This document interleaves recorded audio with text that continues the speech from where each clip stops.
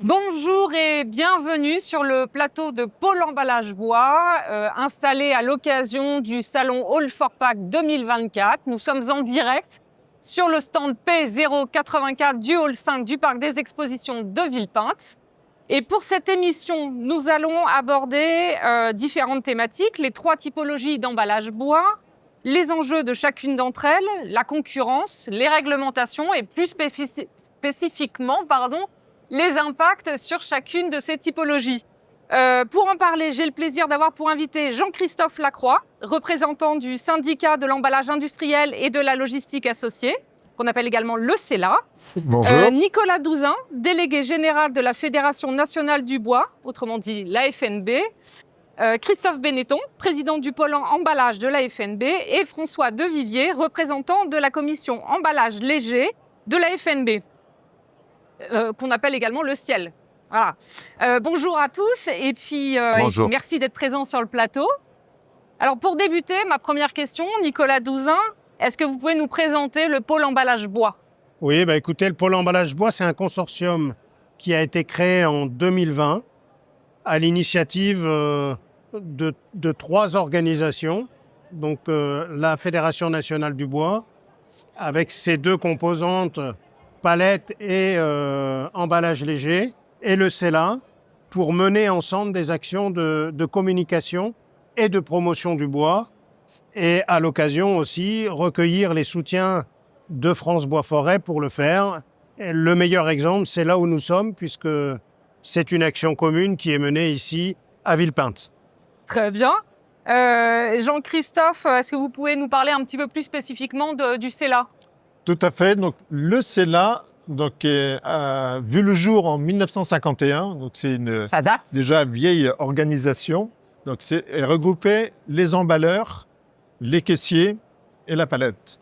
En 2004, elle a évolué en CELA.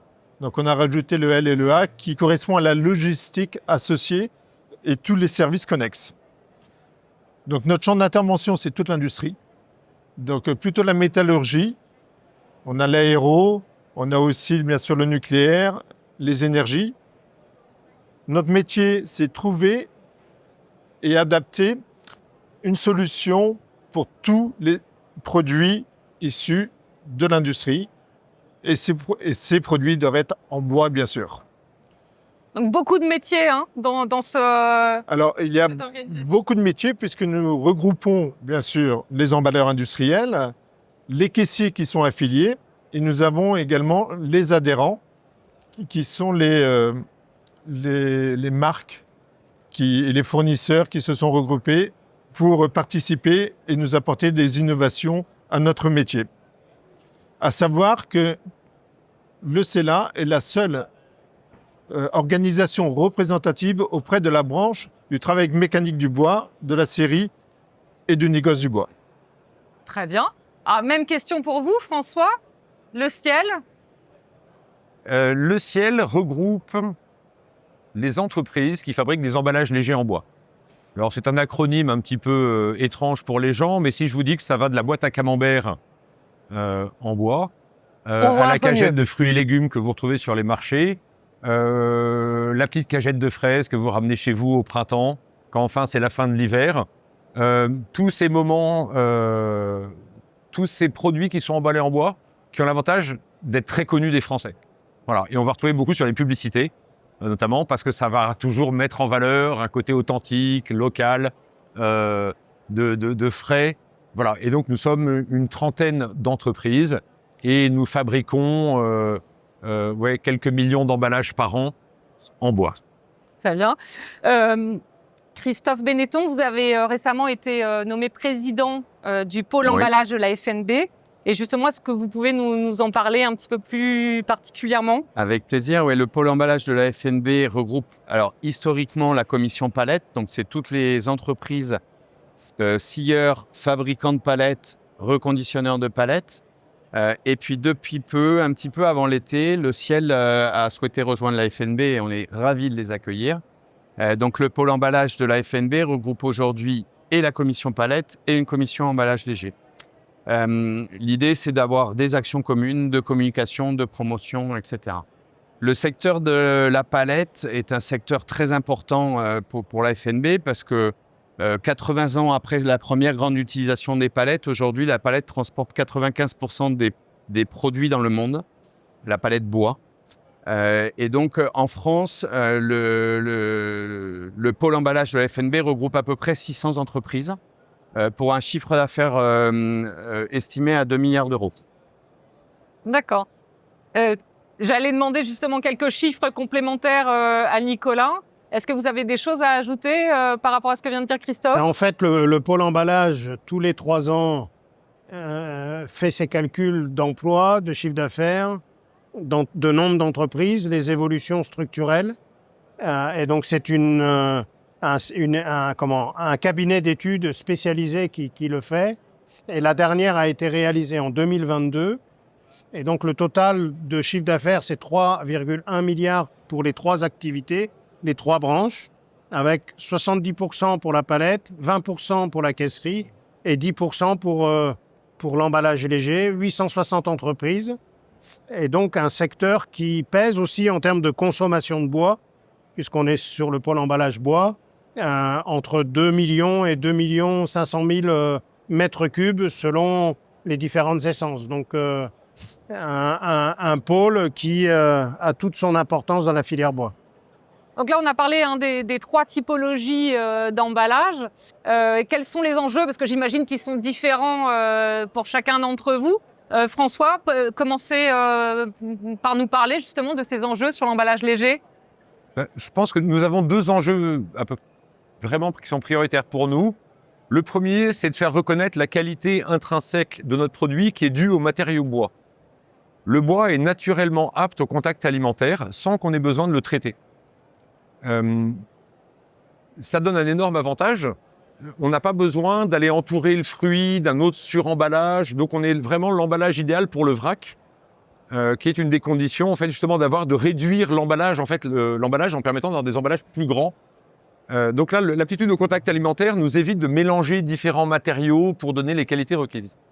Le deuxième avantage que l'on a, c'est la gestion de l'humidité, qui est extrêmement pratique parce que le bois va pouvoir avoir un rôle il va pouvoir réguler l'hygrométrie dans son environnement.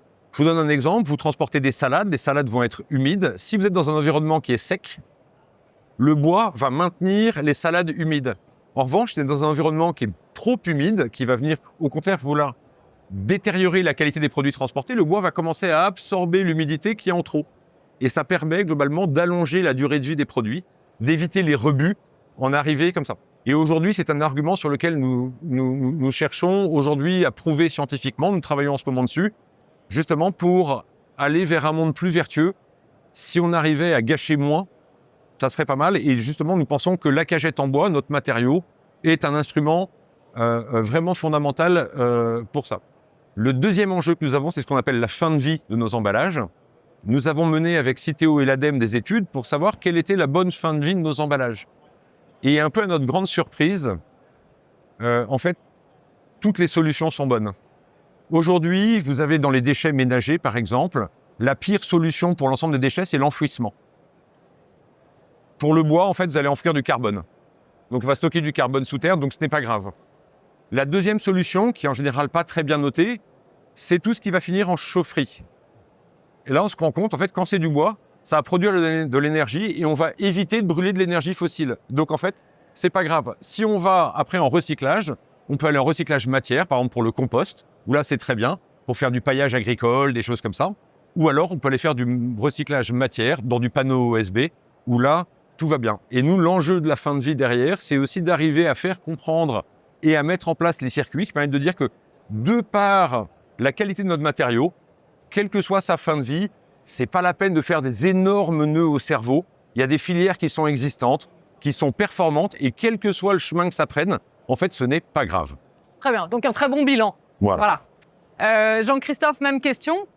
Alors, pour notre métier, en fait, l'enjeu, c'est qu'on doit répondre à un produit sur mesure. On fait que du sur mesure. Donc, on part d'une page blanche, tout simplement. Donc, ça va de la prise de cote, bien sûr, chez le client, à l'élaboration du produit qu'on va imaginer, à sa fabrication, en allant jusqu'à l'aménagement intérieur pour la protection et pour ceux qui font la logistique, l'acheminement à sa destination finale. Et tout ceci doit se faire en toute sécurité, de l'aval jusqu'à l'amont. Pour ce faire, les professionnels de la profession ainsi que les industriels et les assureurs, on s'est mis d'accord sur un référentiel commun qui a été dicté par le CELA. C'est le guide technique des spécifications techniques de l'emballage industriel. Donc c'est notre Bible qui va garantir aux clients que nos emballages sont faits dans le respect de pratiques vertueuses pour la sécurité du produit. D'accord, ça garantit un bon acheminement de la marchandise depuis son lieu de production jusqu'à l'arrivée et surtout en toute sécurité. Très bien. Christophe, même question sur la palette. Quels sont les enjeux ? Alors, ils sont multiples, mais peut-être parler du cycle de vie de la palette avant de répondre à votre question sur les enjeux. Donc, la palette est fabriquée à partir de bois résineux. En réalité, donc, on coupe du bois résineux en forêt qu'on achemine jusqu'à nos scieries. Donc, les billons dans nos scieries sont découpés en planches. On en fabrique, on les cloue. Dans notre jargon, on dit qu'on cloue les planches pour en faire des palettes. Et donc, ces palettes neuves servent de support de manutention après aux industriels pour acheminer leurs produits de leurs usines jusqu'au point de distribution. Ces palettes sont après récupérées sous plusieurs formats, soit par des poolers, soit directement par des reconditionneurs, pour les trier, les réparer et les revendre en palettes d'occasion aux industriels. Donc, la palette est vraiment au cœur de l'économie circulaire et elle est reconditionnable. On dit qu'une palette fait à peu près 4 tours par an entre l'industriel et les points de distribution et les reconditionneurs. Et on dit que sa durée de vie est d'environ 8 ans. Évidemment, ça dépend de comment elle est manutentionnée, etc. Mais c'est une moyenne. Alors, à partir de là, nos enjeux sont multiples. D'abord, le premier enjeu du pôle emballage de la FNB, c'est de promouvoir nos métiers et nos entreprises, donc de faire de la communication, évidemment. Le deuxième enjeu qui nous préoccupe beaucoup actuellement, c'est de travailler avec les services de l'État sur la mise en œuvre pertinente et judicieuse des futures réglementations. On va en parler, oui. Il y en a une qui nous préoccupe particulièrement actuellement. Et puis, le troisième enjeu, c'est d'accompagner nos adhérents à faire grandir nos entreprises vers un futur encore plus durable, malgré le fait qu'on œuvre au cœur de l'économie circulaire. On a encore plein de sujets sur lesquels on peut progresser, travailler, optimiser. Et je le dis vraiment, c'est très important dans une compétition européenne. La palette est un support de manutention, encore une fois, qui est fabriqué partout en Europe, à des conditions différentes et avec des régimes différents. Ce qui fait que la compétition européenne est extrêmement rude et donc il nous tient à cœur d'accompagner nos adhérents pour faire face à cette compétition européenne. Très bien. Du coup, je vais rester de votre côté pour parler de cette concurrence. Quelle est la concurrence pour la palette ? Elle est au niveau des matériaux, elle est internationale, elle est... En fait, donc la palette est produite au plus près des massifs forestiers, généralement, parce que c'est coûteux et peu écologique de transporter assez loin la palette. Donc, on est vraiment sur une industrie locale ancrée dans ces territoires. Donc, c'est vrai en France, c'est vrai partout en Europe. Et donc, chaque pays européen a développé une certaine compétitivité. Alors, c'est lié au coût du travail dans chaque pays. Ça peut être lié à l'imposition générale et les taxes aux entreprises. Ça peut être lié aussi aux approvisionnements de bois, puisque certains pays ne s'approvisionnent malheureusement pas en local. Je ne les citerai pas, mais c'est une réalité. Ils vont chercher les bois dans ce qu'on appelle, dans des pays qui n'appliquent pas les mêmes règles du jeu que nous. On appelle ça les bois de conflit. Et donc mettre sur le marché des produits qui sont qualitatifs sans aucun problème, mais par contre à des prix qui ne correspondent pas au marché. Parce qu'ils n'utilisent pas les mêmes règles que nous. Donc toute la difficulté, c'est de rester compétitif dans un marché européen où nous n'avons pas tous les mêmes règles du jeu. Jean-Christophe, même question. Est-ce qu'il y a une concurrence, alors soit sur les matériaux, soit au niveau international ? Alors, au niveau des matériaux, on a peu de concurrence du fait qu'on utilise du bois local et français, à savoir que nos adhérents se trouvent généralement placés à proximité de leurs clients. Donc, ça n'a pas de sens de faire voyager une caisse vide sur des centaines de kilomètres. Ça occasionnerait un bilan carbone désastreux. Donc, on a cette chance en France d'avoir beaucoup de forêts et de produire de l'épicéa en proximité. Également, sur le contreplaqué, c'est un peu moins vrai. Malheureusement, nous n'avons qu'un vrai fournisseur national. Donc, nous sommes obligés de nous approvisionner sur les marchés internationaux. Et là, on dépend des fluctuations économiques ou environnementales internationales. Mais en général, on va dire que la concurrence, à part sur les grandes villes ou les grands bassins industriels, reste limitée. D'accord. François, la concurrence? Nous n'avons pas de concurrence internationale. On a même du mal à avoir de la concurrence nationale pour les mêmes raisons que celle évoquée Jean-Christophe. C'est transporter une caisse vide. Ça n'a pas beaucoup de sens. On a de la chance, en fait, d'avoir été vertueux sans s'en rendre compte, parce que à cause de l'encombrement général, finalement, on tire le bois de forêt qui sont proches de nos usines et on l'amène à nos clients qui sont aussi proches des lieux de fabrication. Sinon, ça serait en fait pas compétitif de livrer au-delà de 150 km au-delà de nos usines. Donc, on a même du mal, entre guillemets, à se faire concurrence entre nous parce que chacun a son bassin, en fait, d'approvisionnement et aller trop loin, aller embêter le petit voisin serait trop cher. En revanche, on a des concurrences matériaux qui sont assez importantes. On a la concurrence du plastique et la concurrence du carton. Chacun de ces emballages a ses avantages, parce que s'ils étaient tous nuls et nous on était les meilleurs du monde, on aurait 100% de part de marché. La question ne poserait pas. C'est pas le cas. Par exemple, le plastique gère bien l'humidité, le carton ne la gère pas du tout. Le carton gère très bien le marquage, le plastique pas du tout, par exemple. Le carton gère assez bien sa fin de vie. Le plastique aussi. Le bois, par exemple, moins. Et nous, ce que nous devons faire aujourd'hui, c'est, dans l'emballage bois, arriver à garder nos caractéristiques de gestion de l'humidité, qui sont vraiment très bonnes, de pouvoir ajouter le marquage. Et l'endroit où nous travaillons, qui est l'endroit où aujourd'hui on pêche un petit peu, c'est justement toute la gestion de la fin de vie, qu'elle soit en réutilisation, comme à l'exemple de nos grands frères de la palette, donc en réemploi, pour qu'elle puisse faire un deuxième, un troisième tour, soit après en fin de vie, comme je vous l'ai expliqué, où on a la chance d'avoir à nouveau pas vraiment de mauvaise solution non plus, pour qu'on redevienne l'emballage de choix chez nos clients. Alors, on va aborder maintenant le sujet qui préoccupe un petit peu les esprits. Christophe a commencé à en parler, les évolutions réglementaires. Alors Nicolas Douzin, c'est vous un peu le spécialiste, c'est vous qui connaissez le mieux ces sujets-là. Est-ce que vous pouvez nous faire un point sur les évolutions majeures justement des réglementations qui touchent d'un point de vue général, je crois qu'il faut s'accrocher parce que les sujets sont nombreux, voire trop nombreux. Il y en a deux qui découlent de réglementation européenne. La première, c'est la réglementation sur la déforestation importée. Il n'y a pas de déforestation importée dans l'industrie de l'emballage bois en France. Cependant, il faut appliquer les mêmes règles qu'appliquent les Brésiliens, les Indonésiens et le reste du monde. Et donc, une machinerie administrative extrêmement lourde pour démontrer la géolocalisation des arbres jusqu'à la fabrication des produits, qui sont des produits d'assemblage et donc avec quelques difficultés organisationnelles. Mais zéro déforestation plus zéro déforestation, ça fait zéro déforestation sur les produits qui sont vendus. Le deuxième texte qui découle du Green Deal, c'est un texte sur la gestion des emballages, justement, leur fin de vie, et les objectifs qui ont été assignés à chacun de ces emballages. Il y a eu un grand marchandage européen, comme on sait le faire, et chaque emballage a des objectifs à remplir. Donc ça va arriver l'année prochaine avec de nouvelles obligations pour les entreprises. Là, le nom de cette réglementation-là, c'est PPWR. OK. Donc là, quand on a dit ça, on a tout dit.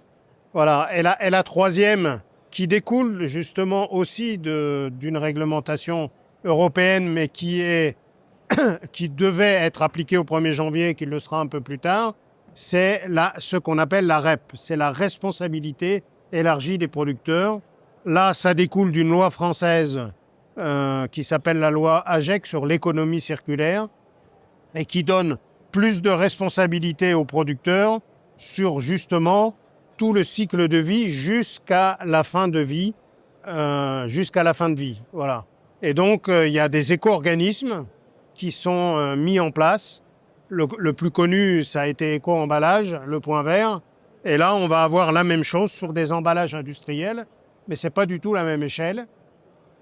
Et la difficulté qu'on a, c'est que on a 10 ans d'avance sur les objectifs. Et donc, pourquoi payer pour des objectifs qu'on a déjà atteints?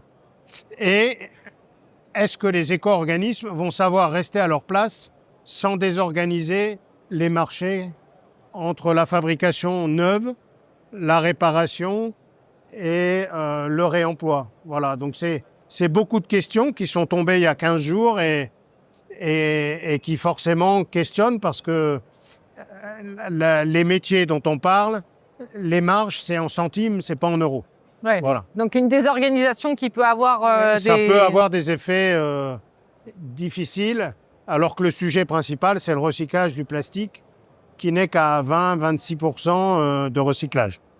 Justement, Christophe, vous avez pu y réfléchir à l'impact de ces évolutions réglementaires sur la palette? Oui, alors on n'a pas encore tous les éléments du décret, mais aujourd'hui, ce qu'on perçoit, c'est que le décret va à l'encontre de l'esprit de la loi. C'est-à-dire que l'esprit de la loi, c'est que chaque producteur se préoccupe de ses déchets et donc plus on pollue, plus on paye. Et quelque part, pour engager les entreprises vers un futur plus durable, encore une fois, et à se préoccuper du recyclage.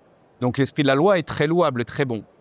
L'inconvénient, c'est que le décret tel qu'on le comprend aujourd'hui fait que plus vous recyclez, plus vous allez payer. Donc c'est complètement l'inverse du but recherché. Et pour ce qui concerne la palette, on réemploie des palettes, on reconditionne des palettes depuis plus de 30 ans en France. Je vous disais, il y a à peu près 600 entreprises dans le secteur de la palette. C'est 200 fabricants, 400 reconditionneurs, pour vous donner un peu un ordre d'échelle. Et donc, cette filière est organisée. Les entreprises se battent tous les jours pour être rentables et poursuivre leur développement.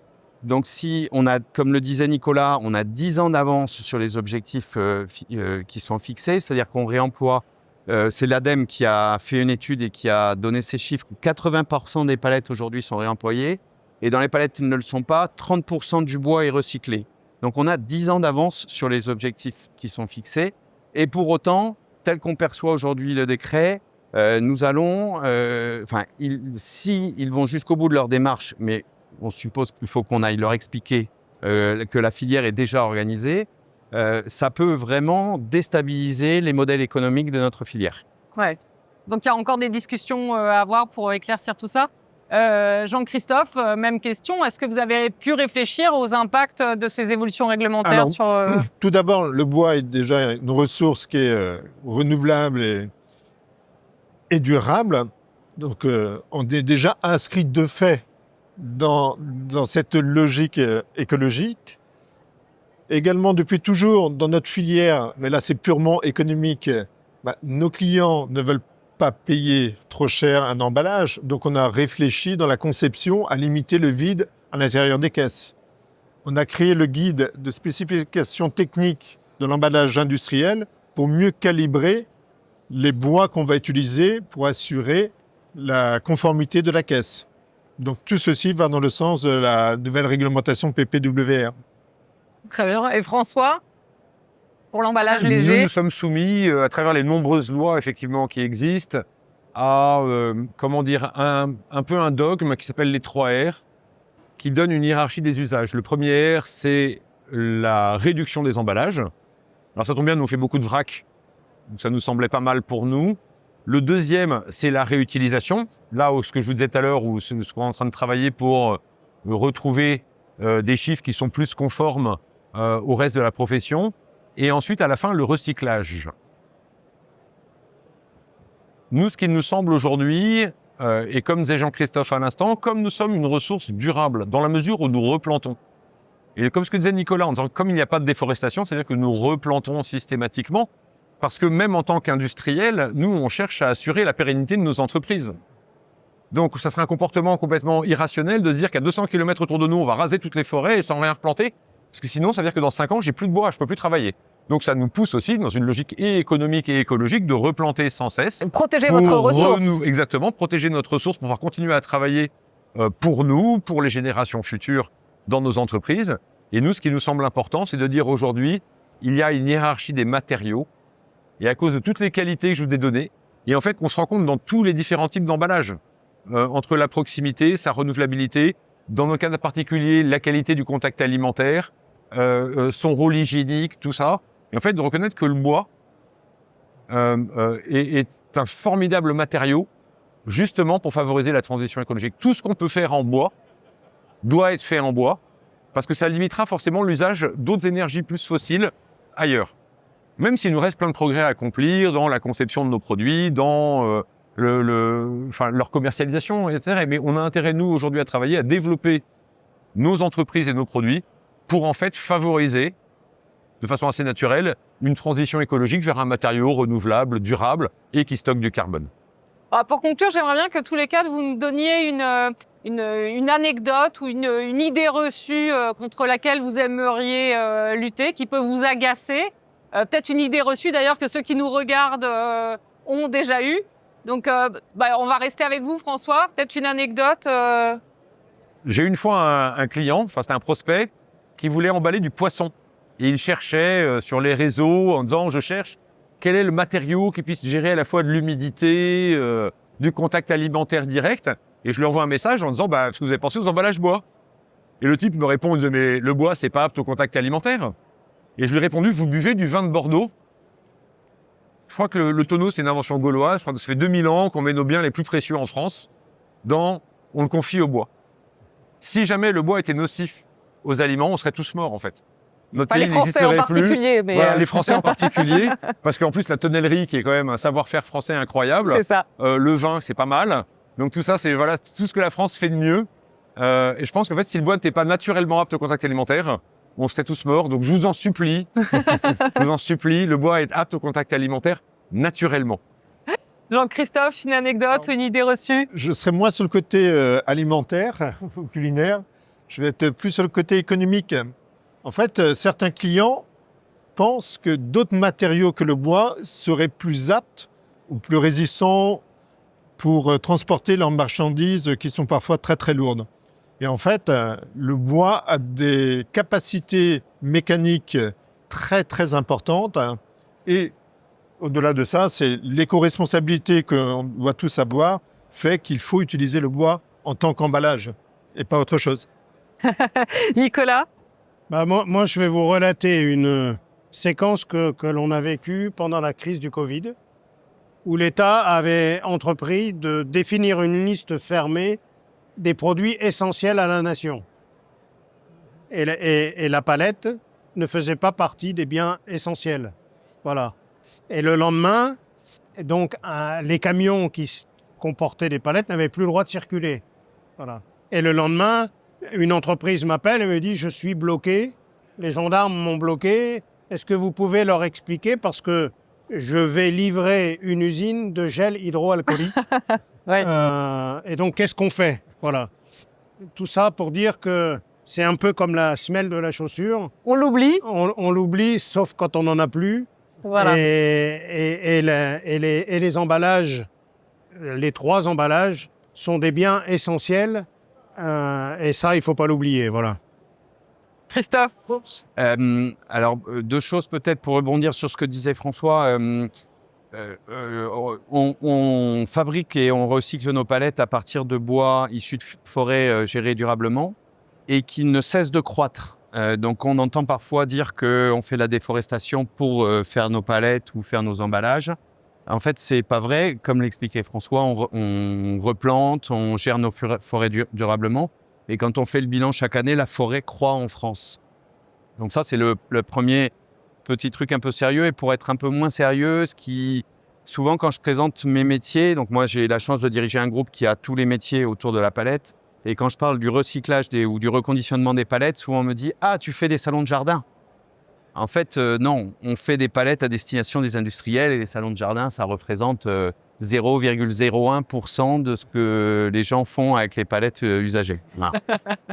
Donc, en tout cas, si je résume vos propos pour chacun d'entre vous, l'emballage du futur existe déjà et il est en bois. Absolument. C'est ça? Vous êtes tous d'accord? Oui. Validé? 100%. Merci en tout cas à tous les quatre d'avoir pris le temps de débattre aujourd'hui sur le salon All for Pack.